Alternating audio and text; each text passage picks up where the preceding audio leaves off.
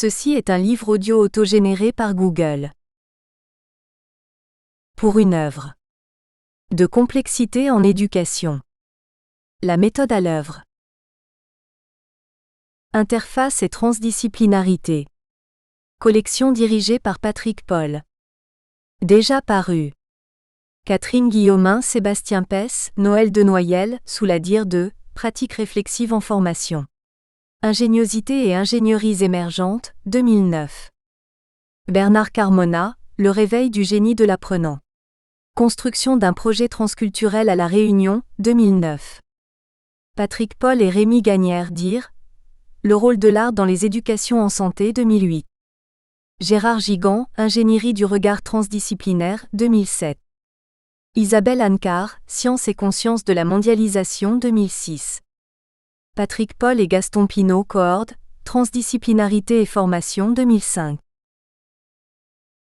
Introduction générale. Au milieu d'incertitudes et de croyances. L'actualité de l'éducation portant sur l'école, la formation et l'enseignement est pléthorique par les temps présents. Elle interroge le sens de nos actions et engage chacun d'entre nous sur des chemins, souvent chaotiques, diversement pratiqués. Cet ouvrage se dessinant prend alors corps aux origines d'importantes mutations. En même temps qu'il reconnaît de façon générale l'œuvre de citoyenneté et de professionnalisation de l'école, ce livre appelle de nos vœux à de nouvelles perspectives responsables. Il s'agit de changer, en s'interrogeant fondamentalement sur le sens de ce changement. La société mondialisée, pour nous citoyens français et européens, doit changer en interrogeant les finalités éthiques et morales de son identité, en harmonie avec ses actions et le projet de la cité. Des réformes profondes sont annoncées, des inquiétudes et des incertitudes nous envahissent.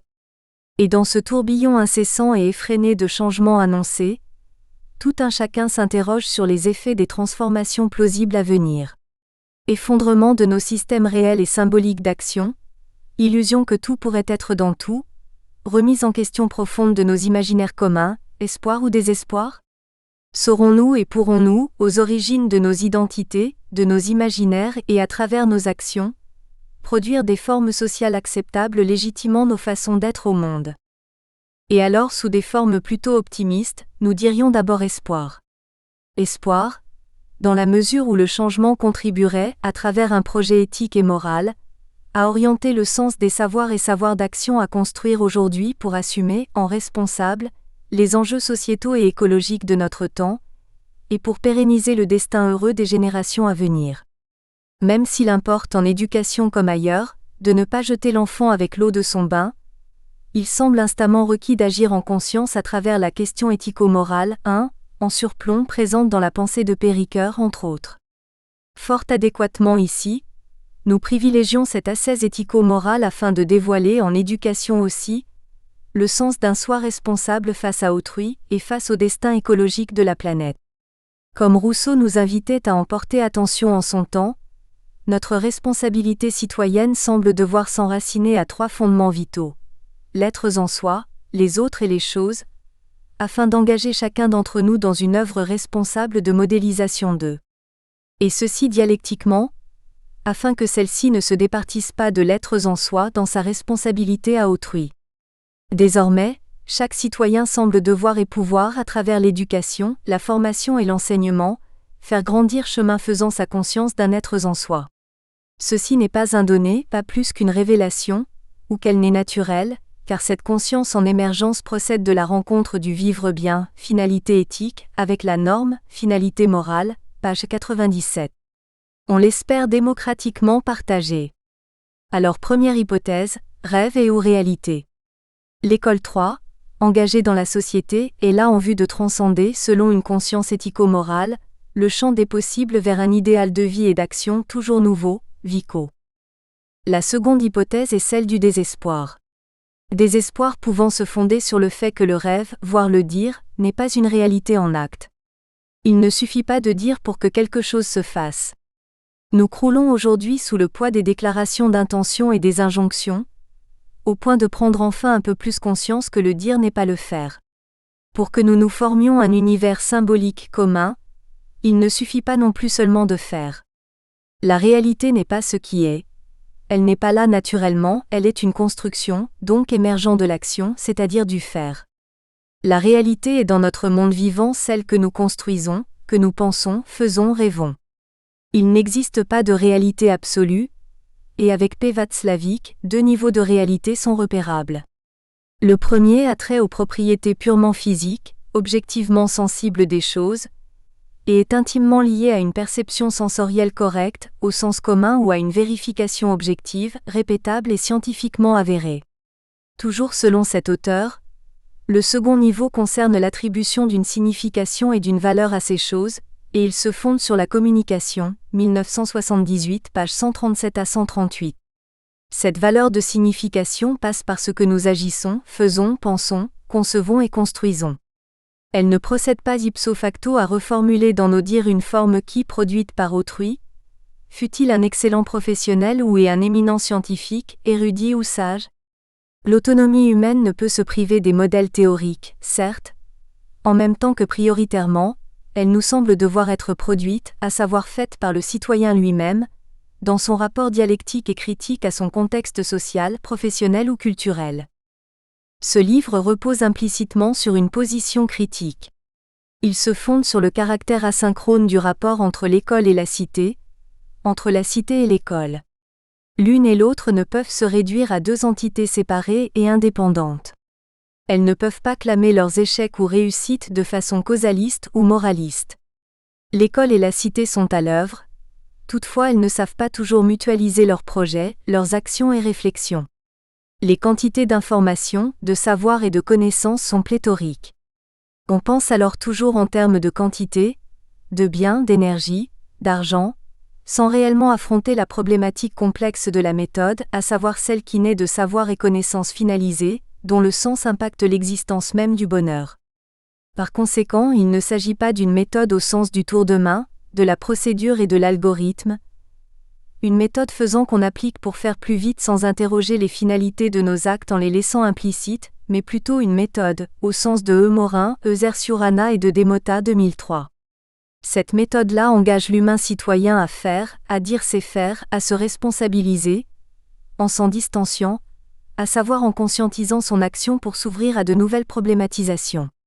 Ceci peut signifier faire émerger de nouveaux questionnements, aux origines même de savoir conscientiser et former dans l'action. Problématiser, à l'instar de résoudre, serait alors une posture identitaire fondant une responsabilité ne se réduisant pas aux problèmes déjà là, en revanche les intégrant dans une problématisation plus globale, plus ferme, plus consistante, afin de les appréhender autrement. Dans cette perspective, l'école est comprise comme insérée dialectiquement dans son contexte, la société, la cité, les mondes cultuels, professionnels et social.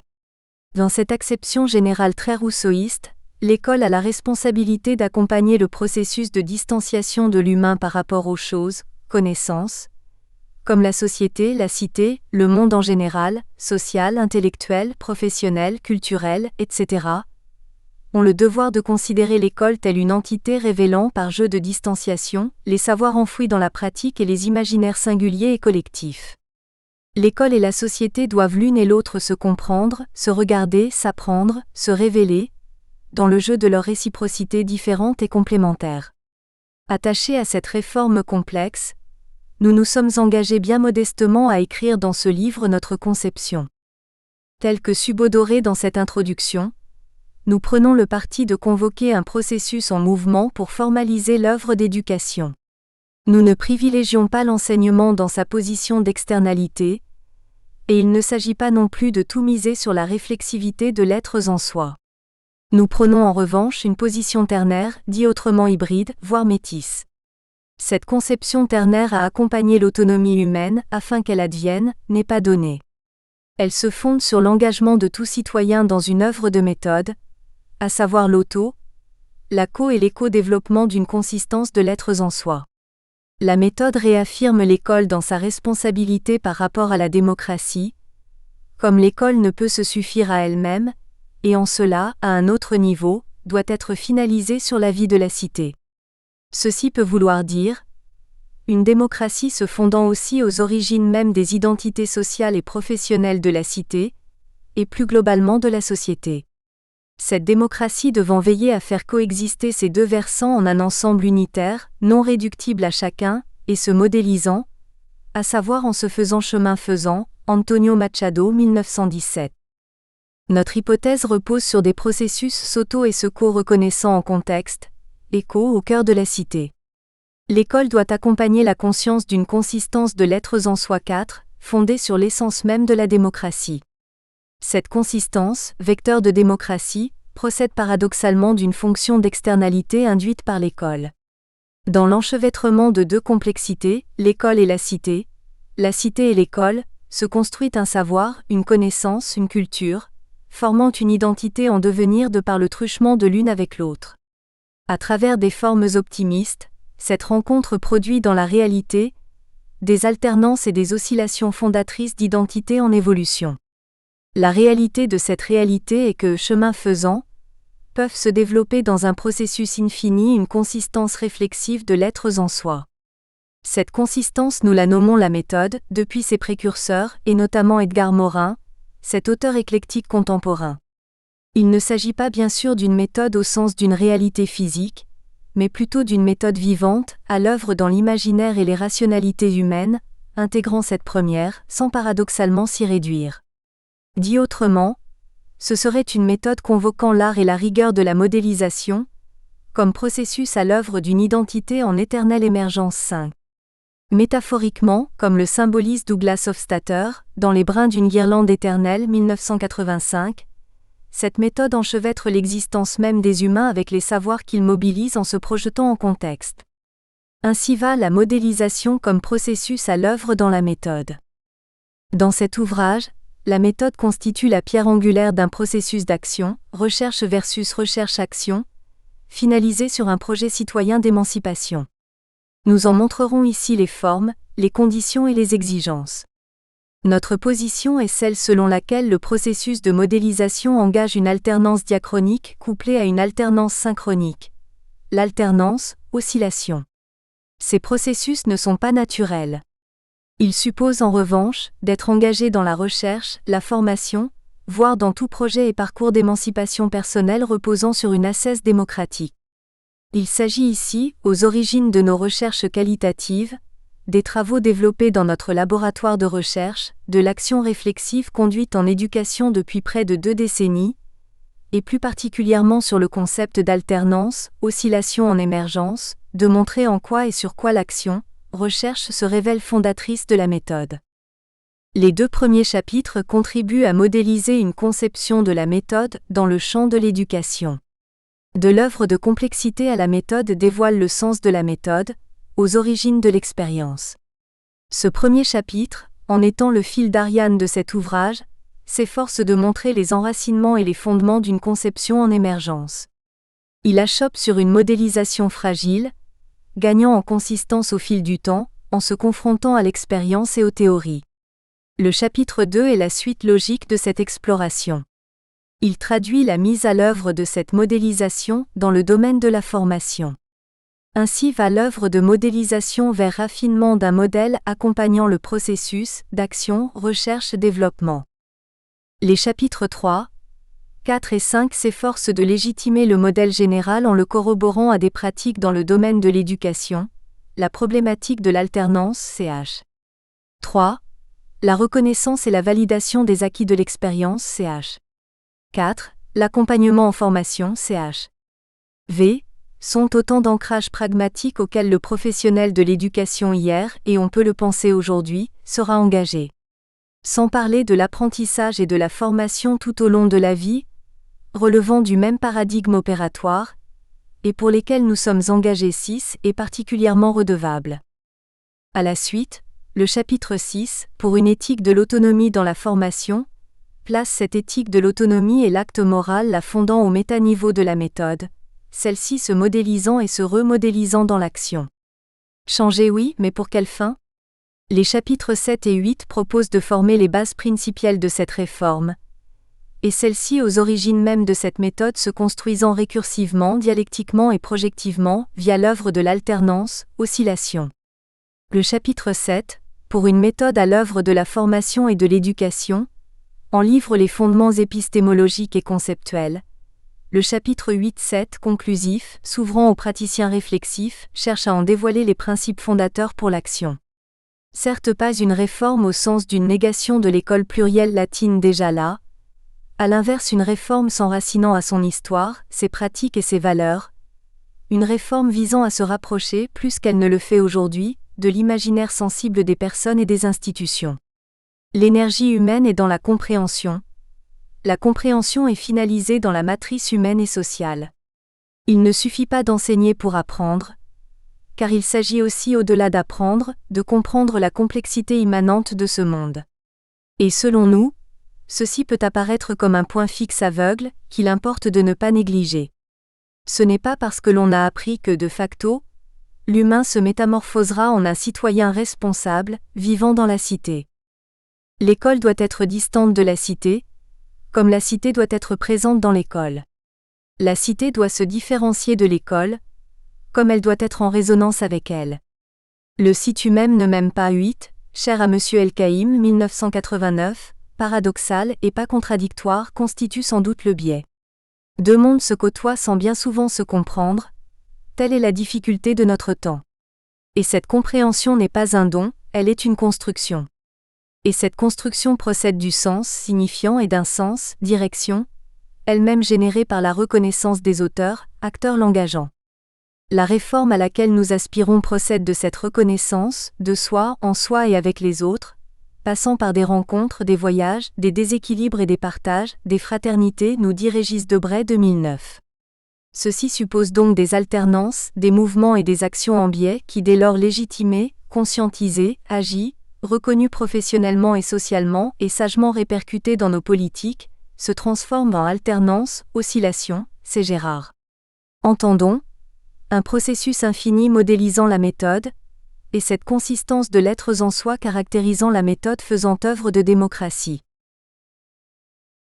Chapitre 1er. De l'œuvre de complexité. À la méthode. Ce premier chapitre trouve ses origines dans notre parcours de pédagogue, praticien formateur, accompagnateur, enseignant-chercheur, réfléchissant sa pratique afin de réinvestir cette réflexion dans l'action. Dans cette perspective, nous agissons professionnellement depuis près de 2 décennies dans les domaines de l'intervention en formation, de l'accompagnement et de la recherche en éducation, qu'elle soit professionnelle ou fondamentale. Au fil du temps, le concept de direction a évolué dans notre pratique. En se transformant, il a pris une forme d'intervention qualifiée de posture d'accompagnement. Et à notre endroit, cet accompagnement symbolise dans l'action une coémergence entre accompagné et accompagnant. Ainsi, dès lors qu'elle est révélée dans les actes, cette coémergence convoque nos imaginaires. D'une part, elle crée les conditions de l'autonomie de tout sujet, qu'il soit apprenant, enseignant, formateur, accompagnateur, s'inscrivant dans un processus de recherche. En cela, d'acteurs qu'ils sont, les agents en question deviennent aussi les auteurs de leur singulière production. Ils construisent leur légitimité en œuvrant au jeu. D'autre part, l'accompagnement à l'instar de la direction crée les conditions d'une relation dialogique entre l'accompagnant et l'accompagné. Même si l'accompagnant garde son statut d'expert, il se pose aussi à l'égard de l'accompagné comme sujet en devenir. L'un et l'autre apprennent et s'apprennent dans leur relation dialogique. L'intervention et la recherche en éducation que nous engageons s'ouvrent à la co-construction, à la transversalité et à la complexité neuve. Et au-delà du contexte culturel, social et professionnel, au sein duquel chacun se trouve mutuellement engagé, accompagné et accompagnant se forment en mobilisant une méthode. À travers notre expérience chemin faisant, nous avançons que la production d'un savoir légitimement reconnu fait primer cette méthode, à savoir une consistance réflexive à l'œuvre en soi. Pour ce faire, plutôt que de s'adosser seulement à une méthodologie, cette méthode engage le couplage entre un processus autoréflexif avec un processus réflexif. Aux origines d'une oscillation dans les situations complexes. Cet ensemble vivant, la méthode, génère un processus toujours nouveau se formant, se réformant et se transformant en contexte. Nous considérons que ce processus généré est à la fois diachronie, alternance et synchronie, oscillation. Ce processus est artificiel puisque s'enracinant et se fondant dans l'action, la formation et la recherche. Ceci suppose alors que soit accompagné le complexe reliant le sujet et l'objet de l'action à son projet, afin de générer la méthode qui, récursivement, engage de nouvelles actions, de nouveaux actes formatifs, de nouveaux processus de recherche. L'alternance oscillation est un processus humainement engagé, et par conséquent finalisé. Elle a du sens pour le sujet qui l'actionne. En nous inspirant de l'œuvre de Morin, cette méthode peut vouloir dire pour tout sujet, une capacité réflexive éthiquement finalisée et moralement acceptable. Elle se développe en soi aux origines de notre singulière existence, et recèle en elle-même l'expérience potentiellement incorporée du sujet. Cette méthode n'est donc pas donnée, en revanche, elle se construit récursivement aux origines de soi-même, en se reliant au savoir, connaissances, pratiques et expériences des autres. Et cette rencontre finalisée sur un projet commun, l'action, la formation et la recherche, crée les conditions de cette oscillation vertueuse. Dans ces alternances, voire ces oscillations, se construit en effet, chemin faisant, la conscience du sujet par rapport au savoir qu'il produit. Le processus à l'œuvre est toujours nouveau, G. Vico. Il se transforme au gré du chemin, E. Morin 2008, au gré des expériences vécues et des compréhensions se faisant en harmonie avec ces expériences. Dialogiquement, ces compréhensions développent aussi, dans un mouvement infini, la problématisation de l'expérience. Cette méthode habilite un processus incorporé dès l'en soi des humains cherchants. Elle n'est pas naturelle. Elle procède d'un accompagnement mettant en œuvre des savoirs, des compétences, et notamment des stratégies souples et paradoxalement engageantes, qui génèrent le projet vers des actions finalisées. Ce premier chapitre est le procès d'une modélisation opérée aux origines d'une pratique d'accompagnement réfléchi que nous nous sommes donnée pour projet, objet, sujet de recherche. Il s'adosse à une population repérable au niveau des formations par alternance, chez des jeunes engagés dans la formation professionnelle, au niveau aussi d'une population préparant par la recherche un master avec une visée professionnelle. Enfin, ce texte se fonde sur le corpus généré par notre singulière expérience de chercheur réfléchissant sa pratique. Le complexe méthode, méthodologie en émergence. C'est en marchant que se sont construits les chemins 10, qui au présent, dévoilent la complexité des processus mobilisés dans l'action. Et l'usage du terme complexité dans notre langage, tant pour traduire une forme déjà là, un artefact, que pour considérer la complexité comme adjectif, une situation complexe, constitue une médiation afin d'accompagner notre réflexion vers le paradigme de la problématisation d'où nous parlons. État ou est processus, la complexité est là afin d'accompagner un passage, elle n'est pas là hégémonique, suffisante, totalitaire, elle est au plus un dessin, à l'image des sillages sur la mer nous accompagnant vers une orientation plausible. Que ce soit en nous formant, en accompagnant la formation par la recherche, ou en méditant sur la recherche, donc en opérant une recherche sur la recherche, nous percevons ces situations complexes. À travers ces diverses pratiques de recherche, nous avons découvert l'enseignabilité 11 qui se dégage de l'action après l'avoir conduite. Nous prenons conscience que notre parcours de formation est un parcours de formation tout au long de la vie d'une part, et d'autre part que la conscience à laquelle nous accédons en la réfléchissant n'était pas donnée a priori. Et que si bien même elle nous avait été donnée, nous ne l'aurions pas forcément comprise en ces instants. La méthode est celle que le praticien-chercheur éprouve en situation, celle qu'il engage en s'impliquant et qu'il implique en s'engageant. La méthode finalise la méthodologie en lui donnant un sens à travers l'action qui se fait en contexte. En contexte, cette méthodologie produit des savoirs qui récursivement réinterrogent la méthode révélée par l'action. Se construit ainsi une boucle organisationnelle qu'en d'autres lieux nous avons modélisée dessinant ainsi le méta-niveau de la méthode. La recherche sur la recherche, section I. Le niveau médian du chercheur accompagnant la recherche qualitative, section 2. Enfin, le niveau opérant infra de l'action recherche versus recherche-action, section 3. 3. Le niveau méta de la méthode, la modélisation à l'œuvre. La formation versus recherche nous entraîne vers des voyages, des rencontres, des contextes, des modélisations, des praticiens, des acteurs, des chercheurs aussi. Elle nous engage vers des transactions, échanges interculturels, formant des alternances et générant des oscillations. Et ces espaces-temps transactionnels et interculturels créent les conditions de l'émergence du sens, 12, dès lors que ces transactions, ces interculturalités se fondent sur une cybernétique de deuxième ordre, 13, au sens où H. von Förster la situe. En reprenant à notre compte les travaux de cet auteur, ce concept de deuxième cybernétique rend compte de l'œuvre de l'humain engagé. Ainsi, dans cette perspective, pour eux Andrzejewski et R. Delorme, la cybernétique du premier ordre, celle des systèmes observés, est en quelque sorte détrônée par une nouvelle cybernétique, celle des systèmes observants, 2006 page 15.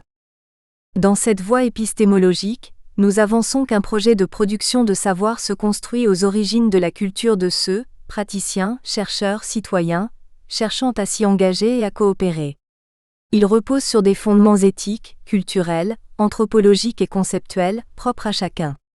Par là, ces espaces-temps fournissent à l'oscillation la finalité qui la caractérise, à l'instar de l'alternance qui peut n'être qu'un mouvement. Les connaissances actionnées par le sujet en projet, mobilisant un objet, à travers le voyage, ne sont pas données clé en main. En revanche, en pareille situation en recherche, elles procèdent d'une conscience à l'œuvre et donc, d'opération, théorisation, modélisation, et implicitement, d'une épistémologie constructiviste redevable au paradigme de la complexité. Ces connaissances corroborent la perspective des sciences nouvelles et de l'ingénium auquel G.B. Vico nous a initiés et apporté à notre conscience 14, la scienza nuova. Cette conception très pragmatique permet d'accéder au sens. Elle nous semble la mieux rendre compte de notre vision de l'apprendre, du comprendre et de l'entreprendre. Désormais, de façon générique, nous employons la modélisation de la page suivante pour donner sens à notre action. Cette modélisation permet d'opérer une compréhension d'actions éducatives à la fois différentes et complémentaires. Par exemple, l'alternance, la validation des acquis d'expérience, le processus d'accompagnement, la formation tout au long de la vie, la réflexivité des parcours, la professionnalisation, etc. Cette modélisation donne à voir globalement, et de façon syncrétique, les trois niveaux de l'engagement, du dégagement et de la connaissance actionnable, générant par là même le niveau 3 de la modélisation, dit autrement du savoir en action représenté. Ainsi, la modélisation à l'œuvre dans la recherche qualitative et l'alternance complexe est générée par trois niveaux enchevêtrés, I, 2, 3. Figure numéro 1, modélisation du système humain se formant. Comme le suggère cette modélisation, l'enchevêtrement des niveaux repose et génère des processus de distanciation et d'implication. Ainsi va l'alternance, oscillation dès lors que le sujet est auteur et acteur de son développement, c'est-à-dire quand il assume pleinement la responsabilité de son action. Chemin faisant, cette responsabilité engage une oscillation transactionnelle et interculturelle. En contexte, cette oscillation s'enracine et se développe de façon synchronique et diachronique aux origines de l'autoréflexion et de la réflexion du praticien-chercheur. Ainsi, ces trois niveaux enchevêtrés sont décrits comme il suit. Le niveau I apparente l'engagement de l'action et de la réflexion en l'en-soi du praticien-chercheur, l'autoréflexion. Cette posture est d'essence phénoménologique. Elle est une méditation en soi se faisant aux origines existentielles de son être en soi, de son essence. Après Spinoza, 1632 à 1677, nous reprenons le sens donné au terme essence, l'essence d'une chose, c'est sa nature. Spinoza superpose la conception traditionnelle, l'essence d'une chose et ce sans quoi la chose ne peut ni être conçue, à son pur et simple renversement, l'essence d'une chose ne peut sans la chose ni être conçue, en établissant ainsi une symétrie parfaite entre une chose et son essence. L'essence étant l'essence de la chose et la chose essence de l'essence, c'est Ramon, 1999 pages 26 à 29. Cette essence phénoménologique se pose aux origines, dès l'en-dedans de l'humain cherchant et se cherchant. Plus concrètement, ce niveau I suppose une temporalité, une maturation afin que le sens advienne. Il crée les conditions d'une production conscientisant son singulier parcours. Cette production, qu'elle soit le projet de poursuivre l'action coopérative, l'écriture, la reconnaissance partagée, dévoile un sens en soi et pour autrui quand elle se fait, et que ce projet de faire ensemble est formalisé.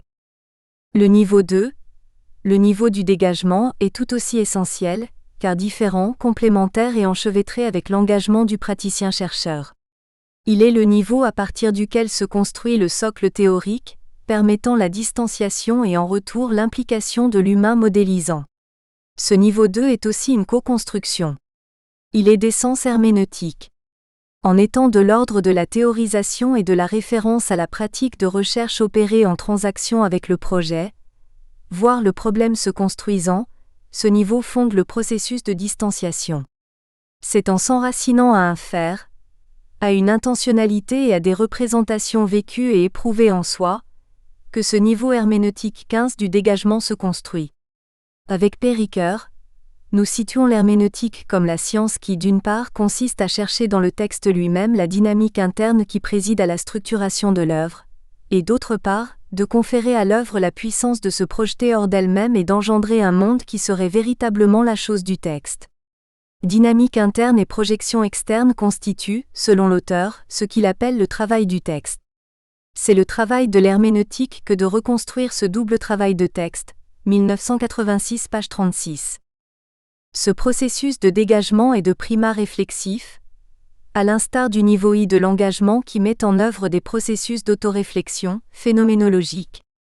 Il est de l'ordre d'une réflexion conduite sur des objets théoriques ou pratiques déjà là, finalisés par le projet se construisant. Ce n'est donc pas de la théorie, pour de la théorie. Le méta-niveau 3 procède de l'oscillation s'exerçant entre les niveaux I et 2, créant une clôture. Au sens de F. J. Varela, elle est une clôture opérationnelle 1989. Ceci peut vouloir dire que dans la situation d'une alternance, oscillation, l'auto, co- et co-construction du projet est à l'œuvre, et ceci dans l'enchevêtrement entre deux niveaux. D'une part le niveau I de l'engagement et d'autre part le niveau 2 du dégagement. Cette clôture fait émerger un monde et crée son propre monde de signification, 1989 page 217. Ainsi, nous postulons que la régénération des deux niveaux, I et 2, fait émerger le niveau 3 de la modélisation qui transforme les deux autres niveaux en se régénérant dialogiquement, et ceci selon l'actionnalité infinie des processus en action. Cette construction 3 est une construction en creux, s'opérant sur des temporalités longues. Elle traduit ici symboliquement la maîtrise autonome du praticien-chercheur se dévoilant au fur et à mesure de l'action, de l'autoréflexion et de la réflexion. À l'interface des processus d'engagement et de dégagement du chercheur conscientisant son projet, individuellement et pour un projet collectif et institutionnel, se forment, en émergence, les connaissances actionnables 16.3. Ces connaissances en action procèdent, comme nous l'avons dit, de deux métaprocessus en interaction, la distanciation et l'implication. Dans la construction d'un projet scientifique interculturel orienté vers l'action, ces deux métaprocessus évitent deux dérives. Une dérive autistique d'un travail sur soi-même, et une dérive théorique uniquement fondée sur la compilation d'objets théoriques. En revanche, la position que nous actionnons nous conduit à avancer la fertilisation croisée de ces deux pôles actionnés dans leur divergence et leur convergence, s'exerçant de façon autonome, et finalisée sur l'autonomie du chercheur formant en se cherchant, niveau 3. En œuvre dans cette modélisation, les processus de distanciation et d'implication peuvent être traduits comme il suit. 1. La distanciation rend compte de l'action des processus consistant à dédoubler son regard entre une expérience intimement vécue et une représentation mise à distance. Il s'agit d'une représentation jetée en avant. On peut la regarder et la réfléchir. La distanciation n'est pas un processus ésotérique, figé, abstrait et délié de l'en-soi. Elle procède et est générée par l'œuvre vécue et éprouvée en soi. 2. L'implication se distingue de la distanciation. Elle traduit le processus biosocio-anthropo-cognitif actionné à partir d'un bagage conceptuel conscientisé. Cette théorisation construite par soi-même, en retour, réinteragit sur l'en-soi. Ainsi, cette oscillation est une transaction à l'œuvre. Il s'agit d'une conscience opérée sur l'action reliée dialogiquement à l'action de la conscience. Implication et distanciation sont alors les processus formant le trait d'union entre engagement et dégagement du praticien-chercheur, se formant à travers et aux origines de ses expériences, des pratiques et des modèles théoriques déjà là. Dès lors qu'une intentionnalité est engagée, implication et distanciation produisent une auto, co- et co-construction infinie de la connaissance. Nous postulons alors l'effectivité de ce modèle à être harmonieusement représentatif du parcours intellectuel actionné par ceux qui, en contexte, sont engagés en situation dans le projet de fonder le méta-niveau épistémologique de la recherche qualitative, dit autrement de l'action recherche-formation. 3. Le niveau médian du système accompagnant l'action recherche-formation. L'action délibérée de modéliser constitue le fondement de toute action d'accompagnement de la recherche qualitative. En ceci qu'elle crée les conditions d'une distanciation par rapport à l'expérience du praticien-chercheur. Cette action nourrit ses heuristiques de problématisation et représente alors la connaissance qu'il actionne en situation. Cette modélisation se fonde d'une part, dans et sur des actions et des intentions réfléchies, et d'autre part dès lors qu'il les discute avec les modèles théoriques qu'il considère les plus pertinents. À travers l'intentionnalité à concevoir, à actionner, à faire, cette action conduit le praticien-chercheur à légitimer et à corroborer un d'où il parle épistémologique. Dès ses origines culturelles et socio-professionnelles, l'auteur-acteur-chercheur tisse et opère des transactions avec les modèles conceptuels et avec ses partenaires, et en particulier avec le groupe d'étudiants avec lequel il est engagé.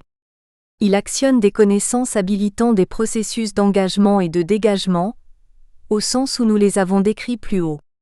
Ainsi, peut être décrit le niveau médian du chercheur accompagnant la recherche qualitative, à l'instar des deux autres niveaux 17.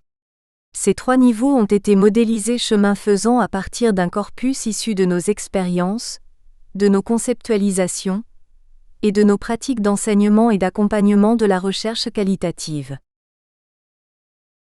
À dessiner afin de faire émerger un dessin. Cette conception-construction-conduite s'opère dans le rapport dialogique qui s'établit collectivement avec les auteurs, les acteurs partenaires de la formation, le groupe d'apprenants, les formateurs, les acteurs de l'environnement socio-professionnel, etc. Par un travail sur lui-même, au sens où M. T. Ambrosio le suggère, au sens où l'action prend forme d'engagement et de synthèse par la réflexion sur le vécu, ces explorations amènent le sujet à prendre conscience des apprentissages réalisés à travers son parcours. Et notamment le travail d'écriture sur le parcours initié auprès des étudiants accompagne ce processus de distanciation. Cette œuvre d'écriture, dès lors qu'elle est finalisée sur le processus de problématisation en émergence, engage le chercheur vers un projet se construisant, c'est-à-dire vers un projet jamais fini, mais ayant tout de même un sens en cet instant. Ces connaissances actionnables dévoilent ainsi une plus grande lucidité de l'apprenant sur ses façons singulières d'apprendre, de comprendre et de concevoir. Et en se fondant dans ses origines, en enracinant ses travaux à ses histoires personnelles et professionnelles, à sa culture, le sujet se formant par la recherche contribue paradoxalement à s'en distancier, d'une part en actionnant des stratégies personnelles fondées sur l'en-soi, et d'autre part sur l'en-dehors de soi.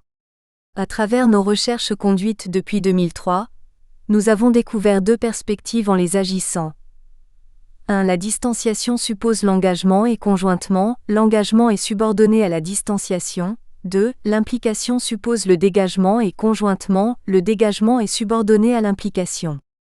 La forme générale de cet apport repose ainsi sur des logiques ternaires et paradoxales. Délibérément, dans les domaines de la recherche, de l'enseignement et de la formation, nous nous adossons à nos connaissances actionnables et à la variété des champs conceptuels explorés. Nous recherchons une cohésion entre les actions et les réflexions menées dans le champ de la formation, entre nos pratiques et les théories que nous convoquons, entre l'action de modéliser et le recours aux modèles déjà là, etc., afin de concevoir, de penser et d'agir la formation du sujet cherchant. Ainsi, émerge une conception relativement stable de la recherche qualitative. Celle-ci s'appuie sur un modèle de la formation à la recherche fondé sur l'action de relier le sujet, observant, avec l'objet, observé, en transaction avec son projet. Inspiré des travaux de H. von Förster, ce modèle suppose que soit actionnée l'action de concevoir au sens où P. Valéry contribue à mieux nous le faire comprendre. Concevoir, c'est la conjonction intentionnelle d'un sujet qui dit « je » et d'un projet qui s'incarne, où et à quelle fin. À travers cette position, la méthodologie de la recherche, dès lors qu'elle est enchevêtrée à la méthode, peut être qualifiée de qualité. Avec elle s'égale, nous avançons que pour comprendre la perception, l'observateur doit être capable de se connaître lui-même, à savoir comprendre sa propre faculté de perception, 1990. C'est certainement un des projets de la méthode de conduire à cette compréhension.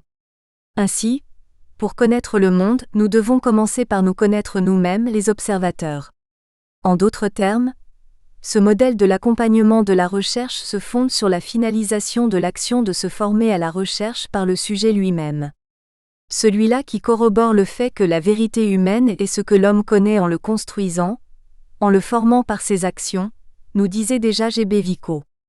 Se former à la recherche et à l'accompagner suppose alors l'intentionnalité de s'ancrer et de se projeter dans des faits, c'est-à-dire se représenter l'interaction dialogique entre des savoirs d'expérience et des savoirs théoriques, et réciproquement dans un processus infini, qui suppose l'accompagnement au sens d'un cheminement ensemble.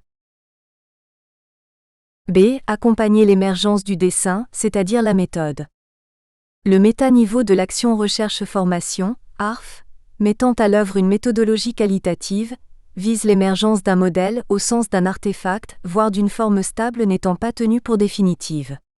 Il repose sur l'action de relier le sujet, observant, avec l'objet, observé, enchevêtrant un projet en émergence lui aussi.